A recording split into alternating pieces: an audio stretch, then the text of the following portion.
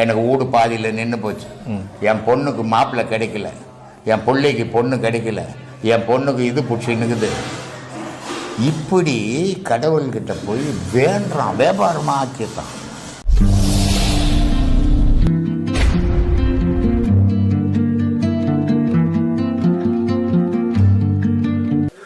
என்னுடைய சீடர்களுக்கும் உலகம் ஃபுல்லாக பரவி இருக்கும் என்னுடைய பக்தர்களுக்கும் என்னுடைய பேச்சை கேட்டு ஆனந்தப்படும் இளைய சமுதாயத்துக்கும் பிரம்மசூத்திர குழு சார்பிலையும் என்னுடைய சார்பிலையும் ஆத்ம வணக்கம். எனக்கு வீடு பாதியில் நின்று போச்சு. என் பொண்ணுக்கு மாப்பிள்ளை கிடைக்கல, என் பிள்ளைக்கு பொண்ணு கிடைக்கல, என் பொண்ணுக்கு இது பிடிச்சின்னுக்குது. இப்படி கடவுள்கிட்ட போய் வேண்டாம், வியாபாரமாக ஆக்கிட்டான். அது காரணம் என்னன்னா, முன்னோருங்க சொல்லி கொடுத்து இவன் அப்படியே ஊறிட்டான். ஆனால் படைச்சவன் அவன். இப்போ ஒரு குழந்தை இருக்குது, இந்த கிராமத்துல எல்லாம் பார்த்தீங்கன்னா அவங்க களை எடுத்து நிற்பாங்க, அறுப்பறுத்து நிற்பாங்க. ஆனால் குழந்தைய ஒரு மரத்தை இல்லை கலையில் யானை கட்டி போட்டிருப்பாங்க. அங்கே 10 பேர் 20 பேராக வேலை செய்து இருந்தாலும் இந்த குழந்தை அழுவுறது அந்த தாயினுடைய காதில் விழும். அந்த தாய் உடனே செய்கிற வேலையை விட்டுட்டு ஓடியாந்து அந்த குழந்தை எதுக்காக அழுது, ஏதாவது கடிச்சிட்டு அழுதா, பசி கழுவுதா அப்படின்றது அந்த தாய் புரிஞ்சுக்கிறான். புரிஞ்சுக்கின உடனே அவளை தூக்கி பால் கொடுக்குறான். கொடுத்துட்டு போட்டுட்டு போய் அவள் வேலையை செய்கிறான் இல்லையா? சாதாரண மனித பிறவி. இந்த மனித பிறவிக்கே இவ்வளோ புரிஞ்சுக்கிற தன்மை இருக்குது. இறைவனுக்கு எவ்வளோ பெரிய தன்மை இருக்கும். அது ஏன் நமக்கு புரியல? அது நீ அங்கே நின்றுட்டு நான் படைச்சவன், அவன் பெத்த தாய்க்கே இவ்வளோ உணர்வு இருக்குது. படைச்சவன் அவனுக்கு தெரியாதா உலகத்தில் உனக்கு என்ன கொடுக்கணும்னு? அப்போ நீ அமைதியா கண்ணை மூடி இறைவா நீயே எல்லாம் அப்படி நின்னா உனக்கு என்ன கொடுக்கணுமா அவன் கொடுப்பான். ஒரு வட்டிக்காரங்கிட்ட போய் நீ சும்மா சுத்திக்கினே இருந்தீங்கன்னா நீ வீட்டு கிளம்பும்போது ஒரு 200 ரூபா செலவுக்கு வச்சுக்கணும் இல்லை? அதான செய்யறான் வட்டிக்காரன். செய்யறா இல்லையா? இந்த மாதிரி ஏமாற்றக்கூடாது, என்கிட்ட உண்மையா பேசணும். 200 ரூபா சும்மா கொடுத்தாம்பா. நீ போய் டெய்லி 200 ரூபா கேட்டு கொடுப்பானா? நாலுலேருந்து என் பக்கமே வராதேன்டுவோம் இல்லை? கடவுள் கூட அப்படிதான் சாமி. இது மாதிரி வியாபாரம் பண்ணா நாலுலேருந்து இங்கே வராத. இல்லை சாமி, ஒரு கஷ்டம் இருக்குது நமக்கு, எனக்கு. அப்போ அது சாமி கிட்ட சொல்லக்கூடாதா? சாமி கிட்ட சொன்ன சாமி நான் பேங்கை வச்சுங்கிறாரு. ஏதாவது பேங்க் வச்சிருந்தா எனக்கு கஷ்டம், கார் இல்லை நான் நடந்தே வரேன்னா ஒரு கார் வாங்கி கொடுத்துருவாரு உடனே. அவரே நீ கருப்பம் கொளுத்துவியான்னு பார்த்துங்கிறாரு, நீ தேங்காய் உடைப்பியான்னு பார்த்துங்கிறாரு இல்லையா? அப்புறம் அவரு எங்க இந்த உனக்கு வாங்கி கொடுக்கறது? உலகத்தை படைச்சவன் அவன். இந்த மனுஷன் மட்டும்தான் கஷ்டம் கடவுள்கிட்ட போலான்றான். மிருகம் எது போச்சு? வாழலையா? செத்தா போச்சு. நீ போட்ட காரணம்னா பேராசை. உனக்கு பக்கத்து வீட்டுக்கார 3 அடுக்கு கட்டி வச்சுருக்க, நான் கொட்டா வீட்லயே இருக்கிறேங்க, என்னையா சாமி நீ பெரிய சாமி, என்ன 3 அடுக்கில் உட்கார வையா அப்படின்னு போய் கேட்குறான். அவர் கொத்தனார் மாதிரி பில்டிங் கட்டி கொடுக்க போகிற மாதிரி இல்லையா? அறியாம. அதனால உண்மையான பக்தன் இறைவங்கிட்ட எதையும் கேட்க மாட்டான், அமைதியா நின்றுடுவான். கடவுளை கும்பிட தெரியாது சாமி. பசு, பதி, பாசம், இந்த 3 விஷயம் மனுஷனை புடிச்சுன்னுக்குது. எது பதி, எது பாசம், எது பசு தெரியாது. ஏதா பதி பசு பாசம் சொல்றாங்க, அதாங்க மாற, இதெல்லாம் நான் ஏங்க தெரிஞ்சுக்கணும்ன்றான். அடப்பாவி, உன்னை பத்தியே நீ தெரிஞ்சுக்காத உலகத்தை தெரிஞ்சுக்க நீ என்னடா பண்ண போற? உலகம் இருந்துக்கினே இருக்குண்டா, நீ இருக்க மாட்டடா. அப்போ முதல்ல நீ அழியத்துக்குள்ள உன்னை ஆராயும் உன்னை பத்தி தெரிஞ்சுக்கிட்டான்னு சொல்லிங்க சார். அதனால இறைவன்கிட்ட எதையும் கேட்கக்கூடாது. அமைதியா போய் நின்னா உனக்கு என்ன கொடுக்கணுமோ கொடு. நீ போய் வியாபாரம் பண்ணா நாளைக்கு வரமாட்டேங்க, மனசு மாத்திடுவான் கடவுள். அடே பிஸ்னஸ் பண்றான், இவனை இங்கே சேர்க்கவே கூடாது, இவன் மனசை மாற்றி விட்டா நாளையும் நம்மக்கிட்ட வரமாட்டான்னு மாற்றி விட்டுருவோம். அப்புறம் நீ என்ன பண்ணுவ? உன் கஷ்டத்துக்கு வட்டிக்காரனை தேடுவேன், அப்படி போயிடுவேன். இங்கே தொந்தரவு இருக்காது. அதனால இறைவன் அப்படிப்பட்டவர், புனிதமானவன் சாமி. இறைவன்ற ஒரு புனித பொருள் அது. அதனால தான் வள்ளுவர் ரொம்ப அழகாக சொன்னார், கடவுள் எப்படா எவன் உள்ளத்துல உட்கார்றான் சொன்னான், எவன் புனிதமானவன் ஆகிறானோ அவன் உள்ளத்தில் புனிதவன் உட்கார்றான் அப்படின்னு. அதனால சொன்னார், மலர் மிசை ஏகினால் மானடி சேர்ந்தார், நிலமிசை ஏகினால் நீடு வாழ்வார்ன்ட்டான். இறைவன் எவனுடைய இதயத்தில் குடிக்கொள்றானா அவனுடைய வாழ்க்கை நிரந்தரமா இருக்குண்டா. எவன் இறைவனை இதயத்தில் வைக்கலையே அவன் வாழ்க்கையே இங்க இருக்காதுறான்ட்டான். ஆஞ்சநேயர் ராமனையும் சீதையும் இதயத்தில் வச்சதால ராமனை விட பக்தி ஆஞ்சநேயர் பக்தன் தான் அதிகம் இந்தியாவில், இல்லையா? அது மாதிரி அந்த கடவுளை உள்ளத்தில் உட்கார வச்சுக்கணும். வள்ளுவ காலத்திலிருந்து எத்தனை ராஜாக்கள் இருந்திருப்பான், எத்தனை பணக்காரன் இருந்திருப்பான், எத்தனை ஜமீன்தார் இருப்பான். யாரை பற்றி நம்ம பேசுறோமா? ஆனா வள்ளுவனை பற்றி பேசுகிற சோறு இல்லாதவன், சோறு இல்லாத சுத்தி இந்த பட்டினத்தாரை பற்றி பேசுறோம், பணக்காரனை பற்றி பேசுறோம், பட்டினத்தார் காலத்தில் இந்த ராஜா பற்றி பேசுறோம். ஏன்னா மகான்கள் அழிஞ்சதே கிடையாது, மனுஷன் அழிஞ்சு போயிடுவான், இல்லையா? குணங்குடி மஸ்தான் மதுரை பக்கத்தில் தொண்டிமாநகரம்னு ஒரு ஊர், அவர் ஊர் சொந்த ஊர். அவருக்கு கல்யாணம் பண்ண ஏற்பாடு பண்ணுறாங்க வீட்டில் இருக்கிறவங்க. இவருக்கு கல்யாணம் பிடிக்கல, அதனால் அங்கேருந்து வீட்டிலேருந்து கிளம்பிடுறாரு. தம்பிக்கு கல்யாணம் பண்ணி வச்சுருங்க அந்த பொண்ணை, எனக்கு வேணாம் அப்படின்னு கிளம்பிட்டு வரும்போது இருட்டி போச்சு. தஞ்சாவூரில் ஒரு இடத்துல தங்குறாரு. தஞ்சாவூரில் தங்கும்போது நிறைய சாமியாருங்க தங்கி இருக்கிறாங்க. அந்த இடத்துல இவரும் ஒரு வாரமாக போய் உட்காந்துட்டாரு. ராஜா என்ன பண்ணுவான், டெய்லி கோயிலுக்கு போயிட்டு வந்து இந்த பிச்சைக்காரனெல்லாம் பார்த்துட்டு போயிட்டு அன்னைக்கு ஒரு புது பிச்சைக்காரனாகிறான். இருக்கிற பழைய பிச்சைக்காரனை கூப்பிட்டு கேட்குறாரு, என்னப்பா ஒரு ஆள் புதுசாகிறான் என்னன்னா. அவனை பார்த்தா பிச்சைக்காரன் மாதிரி தெரியல, திருடம் மாதிரி இருக்குது அப்படின்றான். சரி, அவன் திருடவனா நல்லவனான்னு எப்படி தெரிஞ்சுக்குதுன்னு ராஜா கேட்குறாரு அவங்ககிட்ட. நாளைக்கு ஒரு விருந்து வையுங்க, அதில் தெரிஞ்சுக்கலான்றான். எப்பாரு இவங்க துண்டுறதுலேயே இருக்கிறான் பாரு. இப்போ சாமியாருன்னு வேஷம் போட்டுங்கிறான். சரி, இந்த ராஜா அவங்ககிட்ட போய் சொல்கிறாரு, இது மாதிரி நாளைக்கு ஒரு விருந்துக்குதுப்பா, நீ வந்துடுப்பா அப்படின்னு. சரி வந்துடுறோம் அப்படின்னு விருந்து வச்சார் ராஜா. இவன் போகிறாரு, சாப்பிட்டாரு. சரி, சாப்பிட்டதோட உள்ள அவர் ஒரு 2 பொம்பளைங்களை வச்சு நாட்டியம் ஆட விட்டார். மீதி அங்கே இருந்த பழைய சாமியார்லாம் ஒருத்தன் பேசினுக்கலாம், நாட்டியத்தை பார்க்கல.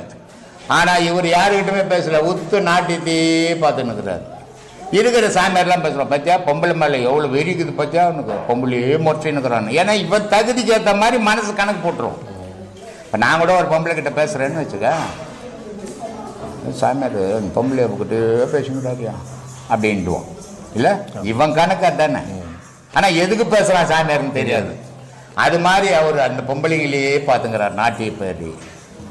ஒருத்தர் என்ன பண்ணுற, என்னதான் அப்படி பார்க்குறான்னு அவருடைய தோல் கட்டில் இவன் முகத்தை வச்சு பார்க்குறான். இவர் அந்தத்தில் இருக்கிறாரு. அப்போ போய் சொல்கிறான் ராஜா கிட்ட, சாமி அவரை சாதாரண ஆளுன்னு நினச்சா அவர் மகான், அவர் மேலே அந்தத்தில் நிற்கிறார் சாமி. அதெல்லாம் முடிஞ்சது, இவர் கிளம்புறாரு. ராஜா வந்து சொல்கிறான், சாமி நீங்கள் இங்கே இருங்க அப்படின்ற. இல்லைப்பா நான் ஊராக போகணும்.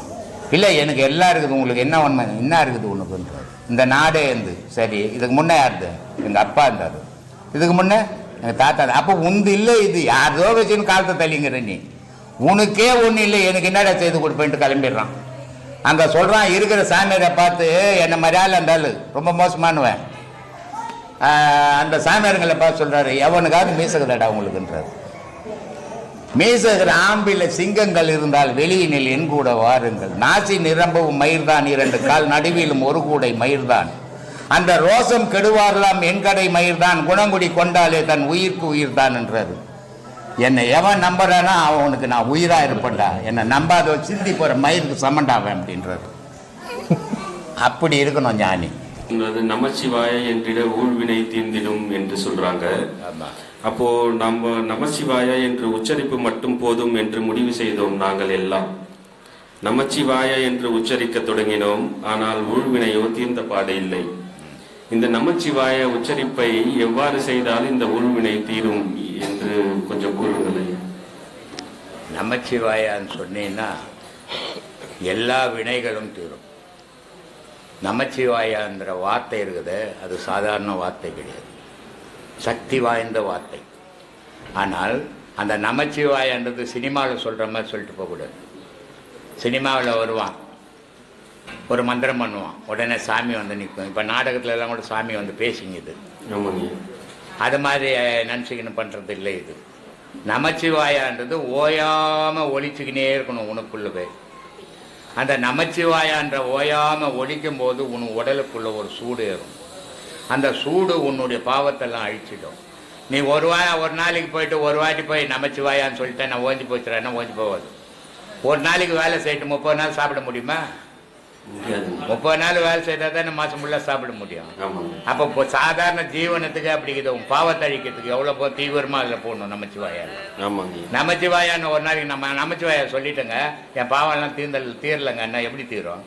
ஓயாமல் சொல்லணும், இரவும் பகலும் சொல்லணும் நமச்சிவாயான்றதை நீ தான். அதனால தான் சொன்னான் நமச்சிவாய வாழ்க நாதன் தாழ்வாழ்க இமைப்பொழுதும் என் நெஞ்சில் நீங்காத. இமை நான் கண்ணு சிப்பிட்ட நேரம் கூட அதை விடக்கூடாதுறான். கண்ணு அப்படி மூடி திறக்குது பாரு, அந்த நிமிஷம் கூட அதை மறக்கக்கூடாதுன்றான். ஆனால் நம்ம ஒரு முறை சொல்லி போயிட்டு வாமா பொண்டாட்டி வாமா பொல்புங்கள அப்படின்னு சொல்லிட்டு பீச்சுக்கு கூட்டுன்னு போனால் நமச்சிவாயா எங்க தீக்கும். அதனால நமச்சிவாயான்றது நீ தான். நான்னா மண்ணு, மான்னா தண்ணி, சீனா நெருப்பு, பானா காற்று, யானா ஆகாயம். அப்ப 5 பஞ்சபூதமாவும் நீ இருக்கிற. உனக்குள்ள இறைவன் இருக்கிறான். இந்த இறைவனை நீ ஓயாம துதிச்சீன்னா உன் பாவங்கள்லாம் அழிஞ்சு போயிடும். ஆனா நீ தான் துதிக்கிறது இல்லையே. ஒரு முறை சொல்லிட்டீங்கன்னா மற்ற முறை உன்னுடைய செயலுக்கு போயிடுற. அப்ப நமச்சிவாயாவே மறந்து போச்சு. நமச்சிவாயான்ற மந்திரத்துக்கு ஈக்குவலான மந்திரம் உலகத்துல எதுவுமே கிடையாது. அந்த வெறும் நமச்சிவாயான்னு சொல்லக்கூடாது, ஓம் நமச்சிவாயான்னு சொல்லணும். ஓம சேர்க்கலைன்னா வெறும் பெண் இருந்த மாதிரி, ஓம சேர்த்தினா ஆணும் பெண்ணும் இணைஞ்ச மாதிரி, ஓம் சேர்த்தினா உயிரும் உடலும் இணைஞ்ச மாதிரி, ஓம் இல்லாத ஓம் சக்தி, ஓம் முருகா, ஓம் சிவா, ஓம் நமோ நாராயணா. எதுக்கு ஓம சேர்த்தான்? நாராயணா ஓ சக்தி அப்படின்னு போட்டு வச்சுக்கலாமே. ஓம் எதுக்கு சேர்த்தான்? ஓம்ன்றது உயிர். அந்த உயிர் இல்லாத இந்த உடல் நிற்காது. அதனால ஒரு நமச்சிவாயா நமச்சிவாயா, ஓம் நமச்சிவாயா. அந்த ஓமை இணைக்கும் போது தான் அந்த நமச்சிவாயாவுக்கு சக்தி பிறக்கும். உயிர் உள்ள இருக்கிறதால தான் இந்த உடலுக்கு சக்தி. நீ உன்னால நடக்க முடியுது, உன்னால ஓட முடியுது, உன்னால எல்லாம் செயலும் செய்ய முடியுது. உயிர் இல்லைன்னா படுக்க தான் ஆயிடும். அப்ப நான் ஒரு நமச்சிவாயா இருந்தா அது படுக்கே ஆயிடும். உயிரும் உடலும் சேரும் போது இயக்கத்துக்கு வந்துடும். அதை சேர்ந்து செய்யும் போது தான் ஓயாம செய்யனால தான் சொன்னான் நமச்சிவாயா வாழ்க. இது நல்லா இருக்கணும். இந்த உடல் நல்லா இருந்தாதான், இந்த உடல் நல்லா இருந்தால் தான் அதில் நாதன் குடியிருப்பான். அப்ப நாதன் என்றவன் இறைவன், இறைவனும் நீயும் சேர்ந்து தான் 2 பேராக தான் இருக்கிறீங்க. அதனால நமச்சிவாயா வாழ்க நாதன் தாழ்வாழ்க இமைப்பொழுதும் என் நெஞ்சில் நீங்காதான் வாழ்க கோகழி ஆண்ட குருமணி தாழ்வாழ்கன்னா. இப்ப நிறைய இடத்துல போடுறாங்க, புக்கில் போடுறாங்க கோகழி ஆண்ட குரு மனிதன்றாங்க.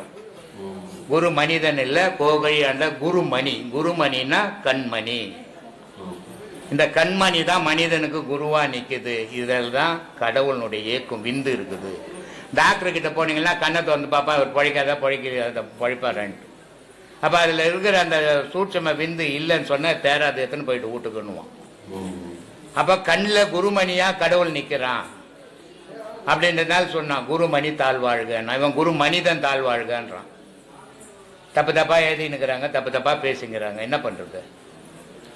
அதனால இந்த வார்த்தைகளை இணைச்சி ஓயாம சொல்லணும். அதனால மாணிக்கவா சொல்ற கண் இமைக்கிற நேரம் கூட அதை மறந்துடக்கூடாது. நீ எதை ஒன்னாலும் மறக்கலாம், இதை மறக்காத அப்படின்னாரு. நீ ஒரு முறை போய் ஓம் நமச்சிவாயான்னு சொல்லி போட்டு மற்ற காரியம் கூட்டத்தை கும்மாலாட்சியும் தெரிஞ்சின்னா கடவுள் வரமாட்டார். உன் பாவமும் தீராது சாமி. உன் பாவம் தீரணும்னா நீ ஓயாம ஒழிக்கணும். எல்லா செயலுக்கும் அதனுடைய பலனை அனுபவிக்கணும்னா நீ ஓயாம செய்யணும். அது எந்த செயலா இருந்தாலும், வீட்டு செயலா இருந்தாலும் சரி, கடவுள் செயலா இருந்தாலும் சரி, தொழில் செயலா இருந்தாலும் சரி, ஓயாம ஒரு நாள் போய் வேலை செய்யிட்டு 1 மாதம் சம்பளம் கொண்டு கொடுக்க மாட்டான். அது மாதிரி ஒரு நாளைக்கு போய் நமச்சிவாயான்னு சொல்லிட்டுனா கடவுள் என் பாவத்தெல்லாம் தீர்க்க மாட்டான். இதெல்லாம் யோசனை பண்ணி செய்யுங்க. சொல்லு. சரிங்க. ஏமா நீ உள்ளுக்குள்ளவேவும் சொல்லு, வெளியவும் சொல்லு. வெளியே போனீங்கன்னா உள்ளுக்குள்ள சொல்லு, உள்ள இருந்தீங்கன்னா வெளியில சொல்லு. ஐயா பட்டினத்தார் பாடல் ஒரு வரி மட்டும் சொல்றேன். அந்த பாடல் பட்டப்பகலை இரவென்று கூறும் பாதகரே அப்படின்னு சொல்றாரு. இந்த பட்டப்பகல் என்று இரவு என்ன சொல்றாருன்னு கொஞ்சம் விளக்கமா சொல்லுங்க. பட்டப்பகலை இரவென்று கூறிடும் பாதகரேன்னு சொல்ல, அதுக்கு முன்னாடி நிறைய சொல்றாரு. பதிபதியா எழுதின்னு வராதிங்க. சரிங்க. அவர் சொல்றாரு இறைவன் இல்லாத இடத்துல உயிரினங்கள் வாழ முடியாது. இறைவன் எங்க இருக்கிறோன்னு அங்கதான் உயிரினம் வாழும். அப்படிப்பட்ட உயிரினம் வாழற இடத்துல இறைவனை இவன் மறந்துட்டு இவன் தான் பெருசுன்னு வாழ்ந்துன்னுக்கிறான். ஆனால் இவன் இறைவனுடைய தொடர்பு இவனுக்கு இல்லைன்னா இவன் படுக்கத்தான். இறைவன் உலகத்தில் பிராணனாக இருந்து நம்மளை இயக்கிக்கணுங்கிறான். நம்ம அபானன் அந்த நியூட்ரல் பேஸ் மாதிரி இறைவன் நியூட்ரல் பேஸாக இருக்கிறோம், நம்ம நியூட்ரலாக இருக்கிறோம். அதனால் அவர் சொல்கிறாரு, கடவுள் இல்லாத இடமே இல்லைப்பா அப்படின்றதுக்காக அந்த பாடலில் சொல்கிறாரு. 8 திக்கும் 16 கோணமும் எங்கும் ஒன்றாய் முட்டி ததும்பி முளை தோங்கும் சோதியை மூடரெல்லாம் கட்டி உருட்டி தம் அக்கத்தில் வைத்தார் கருத்தில் வையார். இறைவன் அக்கில் வச்சு சுத்திங்கிறான்டா, இவன் நெஞ்சில் வச்சு சுத்தலை. இவனுக்கு பக்கத்திலே தான் இருக்குது கடவுள், ஆனால் இவன் கண்ணுக்கு தெரியல அது அப்படின்றதுக்காக சொல்கிறார். பட்ட பகலை இரவென்று கூறிடும் பாதகரேன்றது. இரவு பகல் இல்லாத நிலை அவருக்கு. ஆனால் நமக்கு இரவு பகல் வரும். மனுஷன் சாதாரண மனுஷன் ஆசையில் இருக்கிற வாழறோம் இல்லையா, நமக்கு இரவு பகல் வரும். அந்த இரவு பகல் அவங்களுக்கு ஆசை அற்றதால இரவு பகல் கிடையாது, எல்லாமே பகல். அவர் பூம்புகாரில் பிறந்தார், பூம்புகாரில் வளர்ந்தார், ஞானி ஆனார், எல்லாம் உலகம் ஃபுல்லாக சுற்றினார். உஜினி நாட்டுக்கு போனார், மத்திய பிரதேசத்துக்கு. அங்கேருந்து திருப்பி பூம்புகார் வந்தார். பூம்புகாரில் அப்போல்லாம் ட்ரெயின் கிடையாது, வசதி கிடையாது, துட்டு கிடையாது அவர்கிட்ட. அவர் கோமனம் கட்டின்னு வீட்டில் வாசலில் விட்டுட்டு யாருன்னா எடுத்துங்கன்ட்டு வந்துட்டார். நம்ம ஒரு 500 ரூபாய் தாரம் போய் 5 நாளுக்கு அங்கேயே போய் தேடிங்கிறோம் நம்ம ஆசை.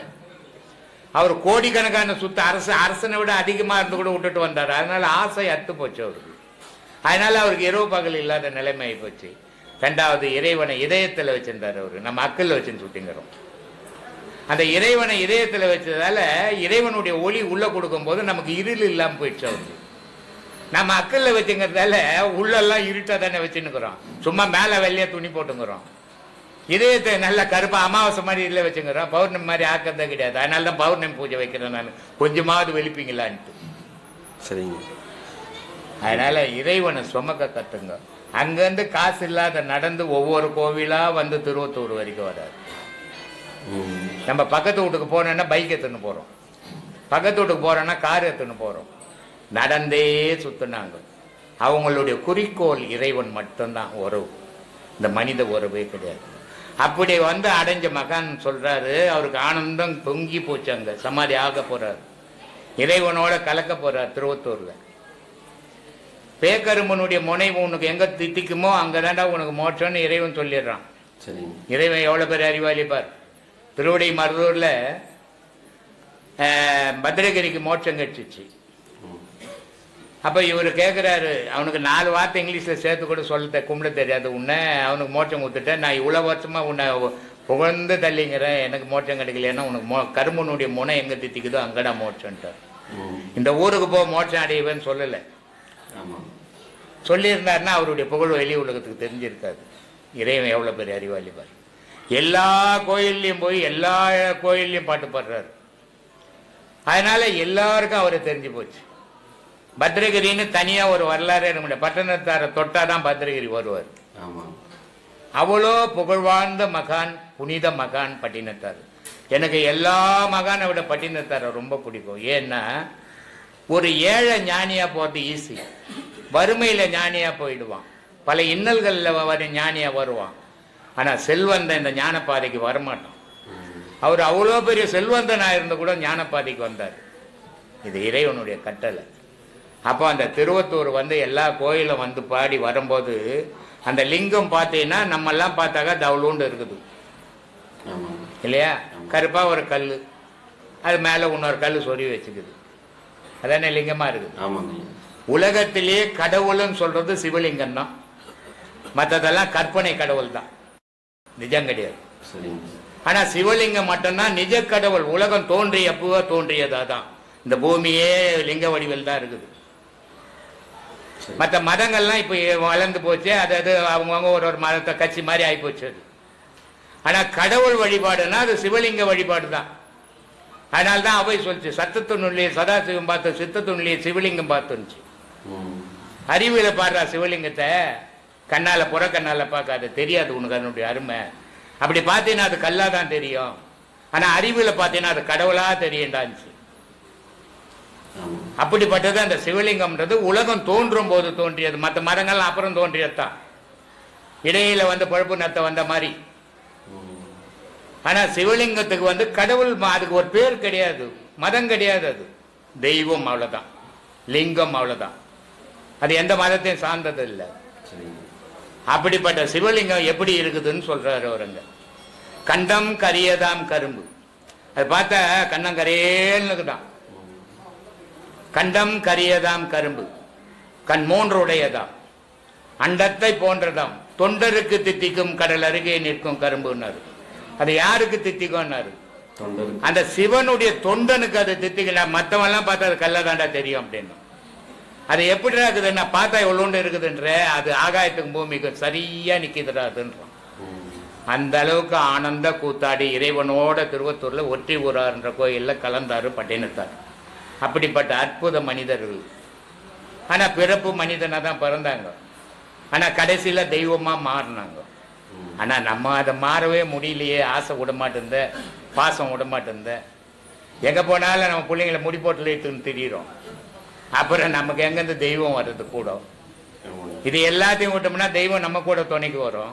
நம்ம தான் எதையுமே ஒரு இல்லை வந்த வச்சுங்கிறது தான் துணைக்கு வருது. அதான் சொன்னான், படைத்ததெல்லாம் விட்டு படைத்தவனை நோக்கி பயணம் பண்றான். கடைசி காலத்துல நீ பத்தது, நீ சேர்த்தது, நீ சொத்து, உன் சோகம் எல்லாத்தையும் விட்டு எவன் படிச்சானோ அவனை தேடி நிற்கிறியாடா. அதை இருக்கும்போது தேடிப்பாரு, அதனுடைய அருமை தெரியும். ஆனா நம்ம தேடுறது இல்லை, நம்ம மனம் இடம் கொடுக்கல, ஆசை தடுக்குது, பாசம் தடுக்குது, எல்லாத்த விட காமம் தலையில் ஏறி உச்சத்தில் ஆடுது. இதனால தெய்வத்தை நாட முடியாம போயின்னுக்கிறோம். எவன் ஒருத்தன் குடும்பத்துக்கு அடிமையாகிறோன்னு அவன் தெய்வத்தை வழிபடவே முடியாது. குடும்பம் அது பாட்டுக்கு இருக்கணும், நான் பாட்டுக்கு தெய்வ வழிபாட்டில் இருக்கணும் மட்டும்தான் சாத்தியம். பொண்டாட்டிக்கு பிள்ளைங்களுக்கு பொண்ணுங்களுக்கு அடிமையா இருக்கிறோம், தெய்வ வழிபாடு பண்ண முடியாது. ஏதோ இருக்கலாம் அதுல, ஆனா உண்மையான தெய்வ வழிபாடு பண்ண முடியாது. சொல்லு. சரிங்க ஐயா. பட்டினத்தார் ஒரு பாடல் மட்டும், அதுல வந்து ஒரு கேள்வி என்னன்னா, அவர் ஒவ்வொரு விஷயமும் சொல்றப்ப பூரணமாலை என்ற பாட்டுங்கிறது ஐயா. பூரணமாலை, பட்டினத்தாரோட பூரணமாலை. சரி. அதுல வந்து உந்தி கமலத்தில் உதித்து நின்ற பிரம்மாவை ஃபர்ஸ்ட் மூலத்து உதித்திருந்த முக்கோண சக்கரத்தில் வாலிதனை போற்றாமல் மதிமறந்தேன் பூரணமேன்னு சொல்றாரு. உந்தி கமலத்து உதித்து நின்ற பிரம்மாவை சந்தித்து காணாமல் தட்டழிந்தேன் பூரணமே. நாவி கமல நடுநடுவில் காணாமல் ஆவி கெற்று யானும் அறிவறிந்தேன் பூரணமே. உருத்திரனை இருதயத்தில் உண்மையுடன் பாராமல் கருத்திருந்து நானும் கலங்கினேன் பூரணமே. விசுத்தி மகேஸ்வரனை விழித்திருந்து பாராமல் பசித்திருந்து நெஞ்சம் பதறினேன் பூரணமே. நெற்றி விழியுடைய நிர்மல சதாசிவத்தை புத்தியுடன் பாராமல் பொறியழிந்தேன் பூரணமே. நாதவிந்து தன்னை நயமுடனே பாராமல் போதம் மயங்கி பொறியழிந்தேன் பூரணமே. உச்சி வெளியே உறுதியுடன் பாராமல் அச்சமுடன் நானும் அறிவழிந்தேன் பூரணமே என்றாரு. இதுல ஒவ்வொரு விஷயம் சொல்றப்பையும் இங்க வாழை பெண்ணுன்னு சொல்றாரு. அது ஒவ்வொரு இடத்துக்கும் ஒவ்வொரு குறிப்பு சொல்ற மாதிரி. உடல் பெண் செய்தது. சரி. நம்மளுடைய உடலுக்குத உயிரை தகப்பனால ஆணால கொடுக்கப்பட்டது. இந்த ஆணு கொடுத்த உயிரை வச்சு பெண்ணு உடலை உருவாக்குறான். அதனாலதான் ஆணை விட பெண்ணுக்கு பாசம் ஜாஸ்தி. இந்த உடல் அடையாள பொருள். இந்த அடையாள பொருளாகிறதால ஆண்களை விட பெண்களுக்கு பாசம் ஜாஸ்தி. அப்போ இந்த உடலும் உயிருமா இருந்துதான் உலகத்தை ஏற்கிறோம் நம்ம. அதே மாதிரி உடலுக்குள்ள இறைவனுடைய சக்தி எங்கெங்க இருக்குதுன்னு அந்த 6 ஸ்தானத்திலையும் 7 ஸ்தானத்திலையும் சொல்லின்னு வரேன். இப்போ நான் இவ்வளவு நேரம் என்ன பேசணும் அது எல்லாமே சொல்லிட்டேன். நான் நம்ம மனுஷன் எதை பண்ணின்னு இருக்கிறோம், எதை பண்ணக்கூடாது, எதை பண்ணணும் அப்படின்னு சொல்றாரு பாடல்ல. மூலத்தில் உதித்தெழுந்த முக்கோண சக்கரத்துள் வாழைதனி போற்றாமல் மதிமறந்தேன் என்றார். முதல் 2வது பாடத்துல நம்ம அதை தான் உபதேசமாக கொடுக்குறோம். அந்த இடத்த நீ ஊத்து பார்த்துக்கணும் இருக்கணும். ஆனால் பார்க்க முடியல, ஏன்னா நமக்கு நேரம் இல்லை. கது மூட்டு உள்ள உட்காந்து பொண்டாட்டி வெளியே இந்த கது தட்டுது. உந்தி கமலத்து உதித்து நின்ற பிரம்மாவை சந்தித்து காணாமல் தட்டிழந்தேன் பூரணம் என்ன. இதுக்கு அடுத்த ஸ்தானம் மூலாதாரம் சூதிஷ்டானம். அங்கே பிரம்மான்ற கடவுள் இருக்குது. அந்த கடவுளை நான் பார்க்கணும், அதுதான் பிறப்பு கடவுள். அதனால என்ன சொல்றாங்க, 3 கடவுள் பேர் சொல்றோம். ஆக்கும் கடவுள், காக்கும் கடவுள், அழிக்கும் கடவுள்ன்ட்டான். அழிக்கும் கடவுள்னு ஒரு கடவுளே கிடையாது, மறைக்கும் கடவுள். அது முதுமை வந்தால் உன்னை மறைச்சிட்டு வேற ஒரு ஊத்தை வைத்து கொடுக்கும். அதான் சிவத்தினுடைய வேலை. இது வந்து நீ என்னென்ன போடுறியோ அதெல்லாம் அரைச்சி உனக்கு பல பொருள்களை ஆக்கி உன் உயிரை உண்டாக்கி வச்சுக்கிறது மகாவிஷ்ணு. பிறப்பு இறப்புக்கு காரணமாக இருக்கிறது பிரம்மா. இதையெல்லாம் நான் தேடாமல் உலகத்தையே தேடி தேடி நான் அழிஞ்சிட்டேன்றது அந்த 7 ஸ்தானத்துலன்னு சொல்கிறேன். நாத விந்து நயமுடன் பாராமல் பேதம் மயங்கி ஜாதி மதம் குலம் உயர்ந்தவன் தாழ்ந்தவன் இதை பேசியே அழிஞ்சினேன் நான் இவ்வளோ நாள்.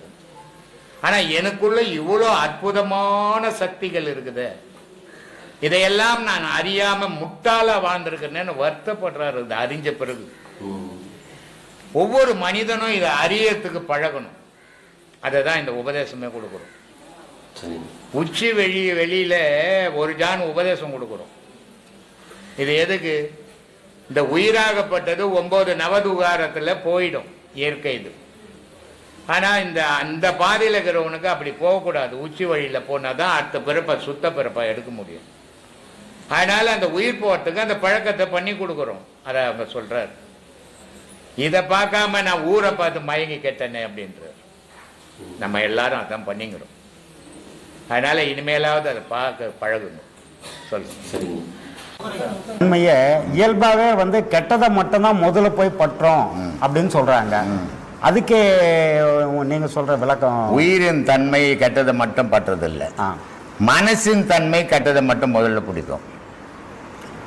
உயிர்ன்றது தனித்தது, மனசுன்றது கலந்தது. இந்த மனசுக்கு தான் இது நல்லா இருக்கும், அது நல்லா, உயிருக்கு இது நல்லா இருக்குமா அது நல்லா இருக்குமான்னு தெரியாது. அது ஏங்கிக்கினே இருக்கும். சரி. மனசு வந்து கூட்டு கலந்து வச்சுங்குது. அந்த காரணமும் 4 பேர் ஆளை வச்சுங்குது. அதுக்கு கண்ணு மூக்கு வாய் காது, இது 4 அது கூட வச்சுங்குது. சரி. அது காது சொல்லுது, ஓ நல்லா பேசுறாரு அவரு, நல்லா இருக்குதியா அது அப்படின்து. மூக்கு சொல்லுது, ஓ நான் வாசனை தம்மையா, நம்ம சாப்பிட்ட எப்படி இருக்கும் தம்மையா இருந்து. நாக்கு சொல்லுது, அருமையாகுதுப்பா ருசி அப்படின்து. இது எல்லாம் கலந்து மனசு கேட்குது, ஓ எது நல்லா, இது நல்லா இருக்குதா புடியத. இப்படி எல்லாத்தையும் அது புடிச்சின்னு தெரியுது. ஆனா மரண தருவாயில மனசு இல்லை, எதுவுமே தெரியல, படுத்து கிடக்குறோம். மனசு போனால் மரணம் வந்தது. அப்ப இந்த இயல்பான வாழ்க்கையில இதை வச்சுதானே நம்ம பயணம் பண்றோம். அதுதான், இதை வச்சுதான் ஒவ்வொரு செயலையுமே செய்துங்கிறோம். ஆனா இந்த செயல்ல நன்மை தீமை நம்ம பகுத்து பார்க்கணும். பார்க்காம பயணம் பண்ணாக்கா தீமையும் நடக்கும் நன்மையும் நடக்கும். சரி. அப்போ நம்ம பகுத்து பார்க்கணும். அதுக்குதான் அறிவு, சிற்றறிவுன்னு ஒண்ணு இருக்குது. அது கூட சித்தம் புத்தி அகங்காரம்னு வச்சுக்கிறோம். புத்தின்றது ஆலோசனை சொல்றது, சித்தம்ன்றது அறிவு, செயல்புரியுது அகங்காரம். அப்போ அறிவு சிற்றறிவு சொல்லுது, மனத்தோட ஒரு அறிவுக்குது, ஆன்மாவோட ஒரு அறிவுக்குது. மனத்தோட இருக்குது சிற்றறிவு, ஆன்மாவோட இருக்குது பேரறிவு. அப்போ மனத்தோட இருக்கிற சிற்றறிவு சொல்லுது, இந்த மாதிரி செயல்லாம் செய்யாத, இதெல்லாம் தீமையை விளைவிக்கும் அப்படின்னு அறிவு சொல்லுது. புத்தி சொல்லுதையோ அதெல்லாம் நடக்காது யாரு, அகங்காரம் சொல்லுது, நீ செய்யறியா, நான் செய்யிட்டு வந்துடுறேன் அப்படின்னு போய் செய்யுது. அது நன்மையும் செய்யுது தீமையும் செய்யுது. இந்த செயல்கள் இருந்து பிரிச்சு பார்த்து எடுத்துடணும். அப்போ உனக்கு துன்பம் இல்லை.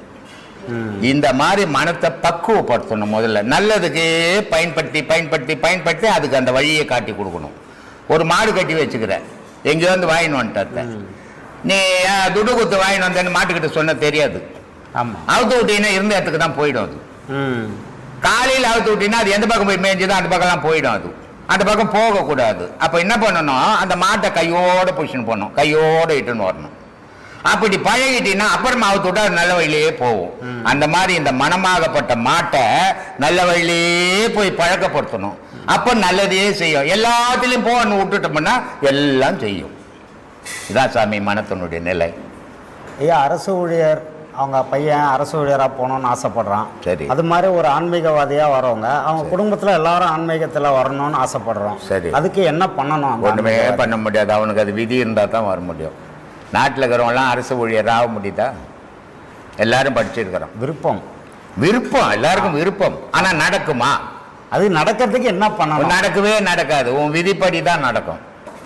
நீ ஒரு ஆன்மீகவாதியா வரணும், நீ அதிலேயே நிலைச்சு நிக்கணும். உலகத்துல இப்ப நம்ம கிட்ட எத்தனை ஆயிரம் பேர் வந்துக்கிறான், எல்லாரும் ஆன்மீகவாதி ஆயிருக்கிறானா? ஆக முடியலையே. ஏன்னா ஒரு உபதேசம் 2 உபதேசம் அதுக்குள்ள பயந்து ஓடி போயிடுறான். அப்போ அவனுக்கு அந்த விதி ஒத்துழைக்கணும். அப்போதான் அந்த மதியாகப்பட்டது இங்க வேலை செய்யும். ஆ.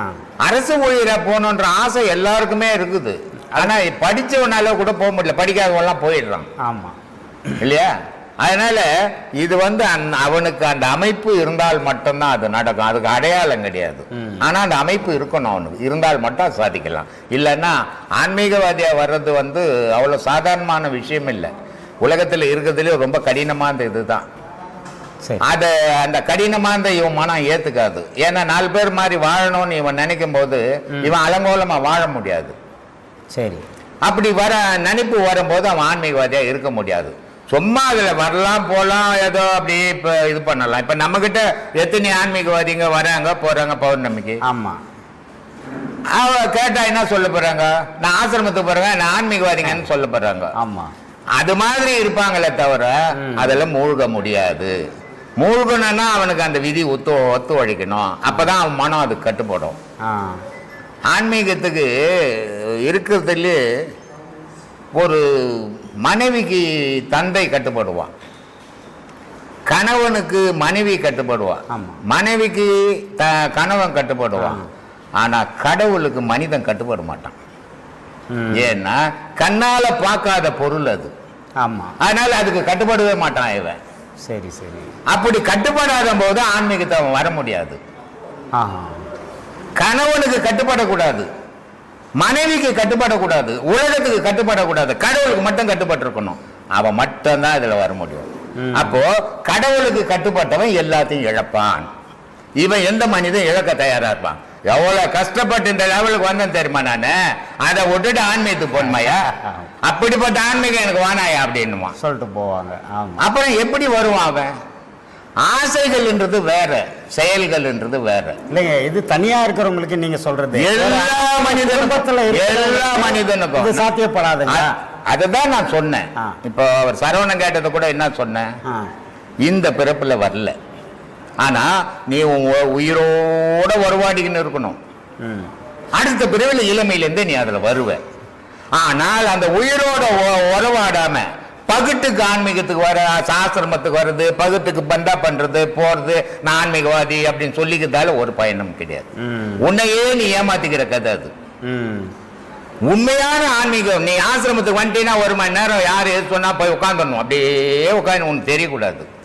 இங்க என்ன ஆன்மீகவாதி வரா, சோறு போட்டா தண்ணி வைக்கிட்டான்றான். இங்கேயே எப்படி இருக்கிறான்னா வீட்டுல எப்படி இருப்பான்? இதை நம்ம ஒன்றும் பண்ண முடியாது. சரி, ஏதோ இதுலையாவது பற்றிலையாவது வரானா அது வரைக்கும் சந்தோஷம், அப்படி போகணுமே தவிர அவனுக்கு தோணணும் உன்னால செய்ய முடியாது. நான் அடையணையா எதை ஒன்னா நான் போட்டேன், எனக்கு வானா, எனக்கு எதையும் நான் எத்தனை வரலையா, வரும்போது போகும்போதே நான் இவ்வளவு சம்பாதிச்ச எதுவும் வரப்போறது இல்லை. சரி, அப்போ நான் எது போனாலும் பரவாயில்ல, இருந்தா இருக்கட்டும், எனக்கு கடவுள் ஓனையா அப்படின்னு பிடிக்கிறவனுக்கு மட்டும் சாத்தியம். இல்ல, அதுக்கான அடித்தளத்தை நம்ம அமைச்சு கொடுக்க முடியாது. அடித்தளம் 1000 காலமா நடந்துக்குந்தாங்குது. ஆனா எவனும் போல அதுல, ஏன்னா மனம் ஏத்துக்க மாட்டேங்குது. இதுல சுகம், அதுல சுகம் இல்ல துன்பம் இருக்குது. அது உச்சத்துக்கு போனால் சுகம், இது ஆரம்பத்திலேயே சுகம். இந்த ஆரம்ப சுகத்தை அனுபவிக்க மனம் விரும்புமா, உச்சகட்ட சுகத்தை மனம் விரும்புமா? அதனால அதை விரும்ப மாட்டேன். அடையாளம் இல்லாத கடவுளையோ இருக்குதோ இல்லையா, ஒருத்த இல்லைன்றான், ஒருத்த இருக்குதுன்றான், எது நிஜம்னு எனக்கு தெரியாதியா, எனக்கே என் பொண்டாட்டி எதிர்க்கிறான் நிஜமாகுது, எங்க அம்மா எதிர்க்கிறான் நிஜமாகுது, என் பொண்ணு இப்படி போற உன்னை போய் மாற்ற முடியுமா? முடியவே முடியாது. இது கற்பனை. நான் நினைச்சா மாத்திருவேன், என்னால் தாங்க மாறினாரு. அவனா நினைச்சா மாறுவானே தவிர மற்றவனால எவனையும் மாற்ற முடியாது.